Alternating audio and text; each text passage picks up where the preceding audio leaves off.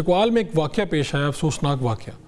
और फिर हुआ ये कि एक बच्ची जो निशाना बनी सीसीडी के हाथों, और ऑस्ट्रेलिया हुकूमत का दबाव आया, ऑस्ट्रेलिया के वज़ीर आज़म ने इस पे बयान दिया और फिर सीसीडी की फुर्तियाँ। फिर हमने देखा कि सीसीडी जो एक इदारा बना था जिसका बड़ा रोब है, बड़ी धाक बैठी हुई है, उसके जो सरबराह हैं उन्होंने आईजी पंजाब के साथ मिलके कल लाहौर में प्रेस कॉन्फ्रेंस की।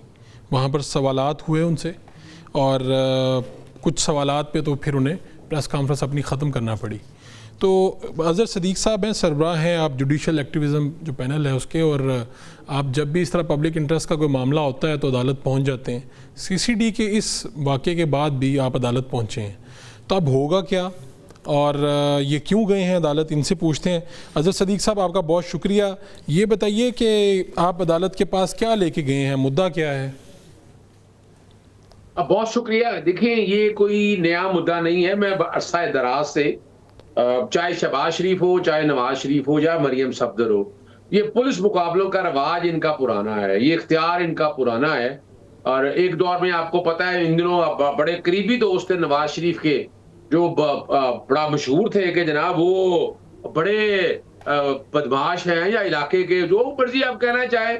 और वक्त के साथ साथ चीजें बड़ी वजाहत के साथ सामने आ गई। देखिए, हम बड़ी मुश्किल से तालिबानाइजेशन की सोच से निकले हैं। तालिबान अदालतों को नहीं मानते। आपने जितने अब तक काम किए हैं सारे आप ये साबित कर रहे हैं कि आप अदालती निजाम को नहीं मान रहे हैं। जब उस वक्त हुआ था, उस वक्त बड़ी खतो किताबत लिखे, कोर्टों में गए, और अल्टीमेटली कस्टोडियल टॉर्चर एक्ट आ गया, लेकिन उस पर भी अमल दरामद ना हुआ। उस पर अमल दरामद के लिए मैं अदालतों में गया, जेलों में तशद्दुद हो रहे थे, पुलिस मुकाबले जारी थे, और अल्टीमेटली जिस दिन ये सीसीडी बन गया तो मैंने लिखना शुरू कर दिया कि ये देखिए, दो तीन चीजें समझनी है।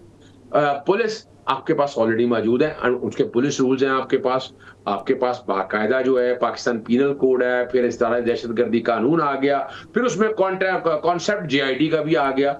यानी दहशतगर्दों को जब आप डील कर रहे हैं उस कानून के तहत, अगर आप इनको कोई इस तरह के लोगों को जो हार्डन क्रिमिनल है, तो भाई उसको भी आप कोई एक नया कानून बना ले, अगर उसके तहत आप डील करना चाहते हैं। मगर ये जो इसका जो एस्टेब्लिशमेंट है ना, किस कानून के तहत आपने किया, मैंने ये सवाल उठाया, मैंने लिखा।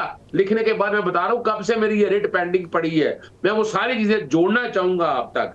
फिर ये है कि क्या इनके रूल्स एंड रेगुलेशन है, अगर इस तरह का कोई हालात पैदा होते हैं तो क्या क्या प्रोसीजर्स देखने हैं, एसओपी देखने को तो है। आप खुद बता दें, इन बिटवीन हमने देखा